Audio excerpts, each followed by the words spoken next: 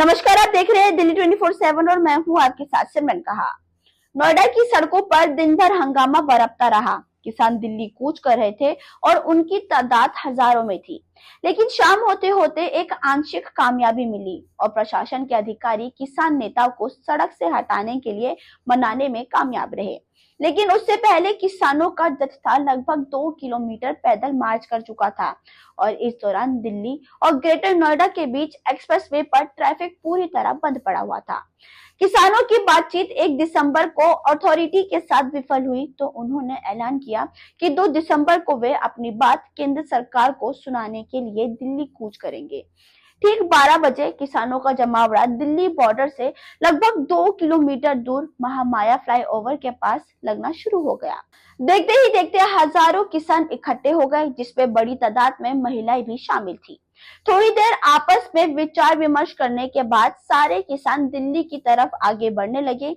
देखते ही देखते उन्होंने पुलिस बैरिकेड तोड़ डाले और दलित प्रेरणा स्थल पहुंच गए। सभी के हाथों में अलग अलग यूनियन के झंडे थे और सिर पर टोपी।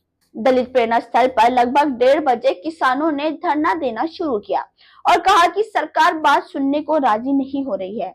किसानों की समस्या नोएडा और आपस की जुड़ी तीनों अथॉरिटी से थी।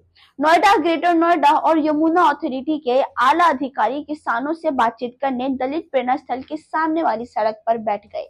आपको बता दें, बातचीत खास तौर पर 2 मुद्दों पर थी। पहला मुद्दा था कि जो जमीन किसानों से अधिग्रहित की गई है उसका 10% डेवलप एरिया किसानों को दिया जाए और दूसरा ये कि जो जमीन अधिग्रहण कानून 2013 में पास किया गया था उसे नोएडा और आसपास के इलाकों में भी लागू किया जाए ताकि किसानों को ज्यादा मुआवजा मिले। साथ ही आपको बता दें कि जो अधिकारी बातचीत करने आए थे वे इतने सीनियर नहीं थे।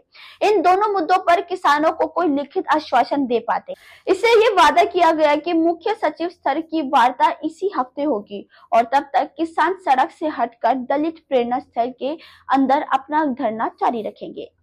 नोएडा की सड़कों पर दिन भर हंगामा बरपता रहा। किसान दिल्ली कूच कर रहे थे और उनकी तादाद हजारों में थी। लेकिन शाम होते होते एक आंशिक कामयाबी मिली और प्रशासन के अधिकारी किसान नेताओं को सड़क से हटाने के लिए मनाने में कामयाब रहे।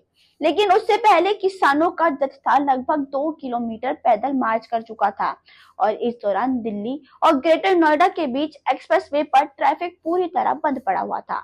किसानों की बातचीत 1 दिसंबर को अथॉरिटी के साथ विफल हुई तो उन्होंने ऐलान किया कि 2 दिसंबर को वे अपनी बात केंद्र सरकार को सुनाने के लिए दिल्ली कूच करेंगे। ठीक 12 बजे किसानों का जमावड़ा दिल्ली बॉर्डर से लगभग 2 किलोमीटर दूर महामाया फ्लाईओवर के पास लगना शुरू हो गया।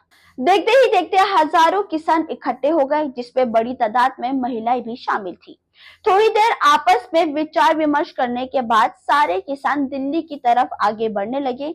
देखते ही देखते उन्होंने पुलिस बैरिकेड तोड़ डाले और दलित प्रेरणा स्थल पहुंच गए। सभी के हाथों में अलग अलग यूनियन के झंडे थे और सिर पर टोपी। दलित प्रेरणा स्थल पर लगभग 1:30 बजे किसानों ने धरना देना शुरू किया और कहा कि सरकार बात सुनने को राजी नहीं हो रही है। किसानों की समस्या नोएडा और आपस की जुड़ी तीनों अथॉरिटी से थी। नोएडा, ग्रेटर नोएडा और यमुना अथॉरिटी के आला अधिकारी किसानों से बातचीत करने दलित प्रेरणा स्थल के सामने वाली सड़क पर बैठ गए। आपको बता दें, बातचीत खास तौर पर 2 मुद्दों पर थी। पहला मुद्दा था कि जो जमीन किसानों से अधिग्रहित की गई है उसका 10% डेवलप एरिया किसानों को दिया जाए और दूसरा ये कि जो जमीन अधिग्रहण कानून 2013 में पास किया गया था उसे नोएडा और आसपास के इलाकों में भी लागू किया जाए ताकि किसानों को ज्यादा मुआवजा मिले। साथ ही आपको बता दें कि जो अधिकारी बातचीत करने आए थे वे इतने सीनियर नहीं थे। इन दोनों मुद्दों पर किसानों को कोई लिखित आश्वासन दे पाते।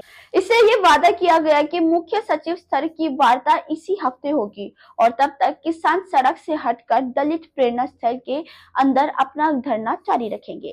खैर, अभी के लिए फिलहाल बस इतना ही। आगे की अपडेट जानने के लिए आप देखते रहिए दिल्ली 24/7। धन्यवाद।